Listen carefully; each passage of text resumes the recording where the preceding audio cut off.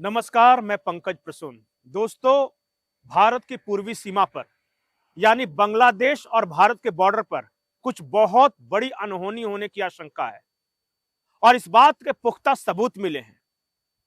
अचानक भारतीय फौज की गश्त बढ़ा दी गई है, हमारा चिकन नेक उसकी सुरक्षा पुख्ता कर दी गई है और जो नॉर्थ ईस्ट में बांग्लादेश से सटे इलाके हैं वहां पे पेट्रोलिंग बढ़ा दी गई है। क्या भारत सरकार के पास ऐसी कोई पुख्ता जानकारी है कि पूर्वी छोर पर कुछ हो सकता है?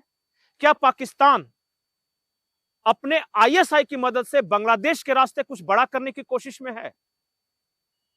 मैं ये तो नहीं जानता कि बांग्लादेश और भारत के बॉर्डर पे क्या कुछ होने वाला है, लेकिन कुछ कुछ अंदाजा मिल जाता है। बांग्लादेश के एक मौलाना हैं, वो क्या कह रहे हैं, पहले आप वो सुन लीजिए उनका पूरा बयान, उसके बाद आगे की कहानी। सब मिल के नारा लगाओ, तेरा मेरा रिश्ता क्या, तेरा मेरा रिश्ता क्या। जब तक बांग्लादेश, हिंदुस्तान, पाकिस्तान, आज जो मंजर यहां दिख रहे हैं, इस मंजर से जाहिर हो रहा है कि इंशाअल्लाह एक दिन आएगा जब काबुल से लेकर अराकन तक कलेमा का परचम लहराएंगे इंशाअल्लाह। बांग्लादेश के मुसलमानों, तुम ला इलाहा इल्लल्लाह के परचम को लहराने के लिए तैयार हो? इंशाअल्लाह जब तक हमारे जान है, जब तक हमारा खून है, हम अहले हदीस हो, सलफी हो, हनफी हो, देवबंदी हो, खत्म नबूवत के ऊपर पहरा देने के लिए तैयार है इंशाअल्लाह। अब बांग्लादेशी मौलाना को आपने सुन लिया। आपने पहले भी इस तरह की कहानियां सुनी होगी कि भारत के बॉर्डर पर बांग्लादेश में बड़े पैमाने पर आतंकियों को ट्रेनिंग दी जा रही है। आपने यह भी सुना होगा कि पाकिस्तान का मेजर आकर खुद इन आतंकियों की ट्रेनिंग दे रहा है। ढाका की सड़कों पर अल कायदा वाले घूम रहे हैं। लेकिन हमारा संकट सिर्फ बांग्लादेश नहीं है, बांग्लादेश से तो हम निपट लेंगे। हमारा संकट है भारत के अंदर बांग्लादेशी प्रेमियों से। अब हम आपको एक स्क्रीनशॉट दिखा रहे हैं। हालांकि ये बयान बंगाली में है इसलिए नहीं बता रहे हैं, लेकिन उसका जो तर्जुमा है वो हिंदी में है। वो स्क्रीनशॉट देखिए। हुमायूं कबीर, मुर्शिदाबाद, वो कह रहे हैं कि पश्चिम बंगाल में 90 ऐसी सीटें हैं जहां मुस्लिम बहुसंख्यक हैं। वो 90 सीटें हमें दे दीजिए और बाकी 200 सीटों पर ममता बनर्जी और बीजेपी को लड़ने दीजिए। और इसके साथ ही हुमायूं कबीर ये भी कहते हैं कि हम लड़ेंगे।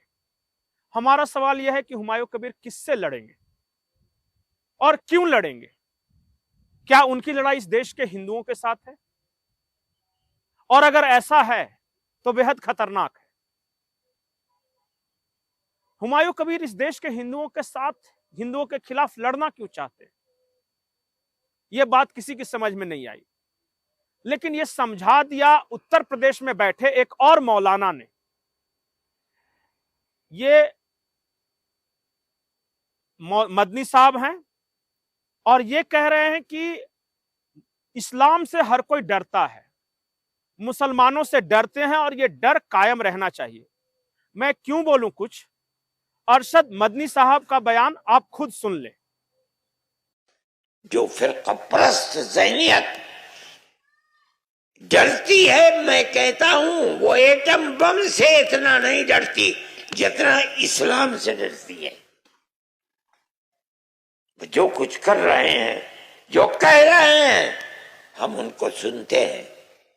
हम उन्हीं की तरह काम करने लगे। हम मुसलमान हैं, इस्लाम को छोड़कर किसी और रास्ते को हम नहीं अपनाएंगे।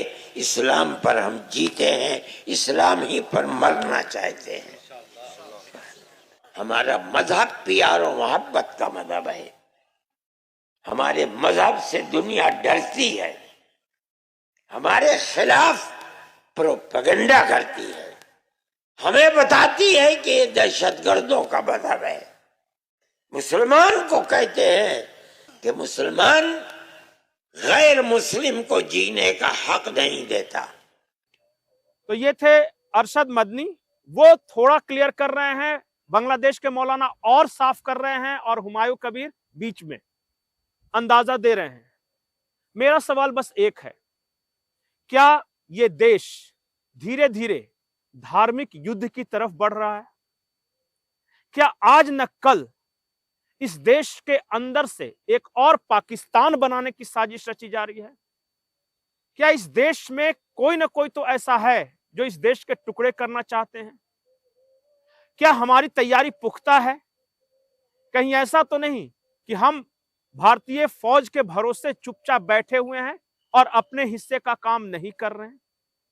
जब कोई अरशद मदनी या कोई महमूद मदनी या कोई बांग्लादेश का मौलाना या फिर पाकिस्तान का कोई मौलाना एक ही तरह की बातें करता है और सारा का सारा इशारा गजवाए हिंद की तरफ होता है, तो हमारा सवाल सिर्फ इतना है कि हमारी तैयारी क्या है उस गजवाए हिंद को रोकने के लिए? हम एक समाज के रूप में, एक राष्ट्र के रूप में कितने तैयार हैं? हमें यह तो पता है कि भारत के अंदर कई कारों में विस्फोटक कर उड़ाने की योजना थी, दिल्ली का लाल किला ब्लास्ट में कह रहा हूं। हमें यह भी पता है कि टर्किश एयरलाइंस के कई प्लेन्स के अंदर विस्फोटक पाए गए। हमें यह भी पता है कि जीपीएस स्नूफिंग हुई। हमें यही पता है कि हर रोज किसी न किसी तरह घटना की साजिशें रची जा रही थी। अहमदाबाद में जहर मिलाने की बात थी प्रसाद में। लेकिन इन साजिशों के खिलाफ हमने अपने समाज को क्या तैयार किया है? कहीं ऐसा तो नहीं है कि हम अपने बेटे के लिए सोने के महल बनाने के चक्कर में देश को खंडहर बना रहे हैं? कभी सोचिएगा जरूर। और आपको हमारा वीडियो कैसा लगा कमेंट सेक्शन में जरूर बताइएगा। नमस्कार।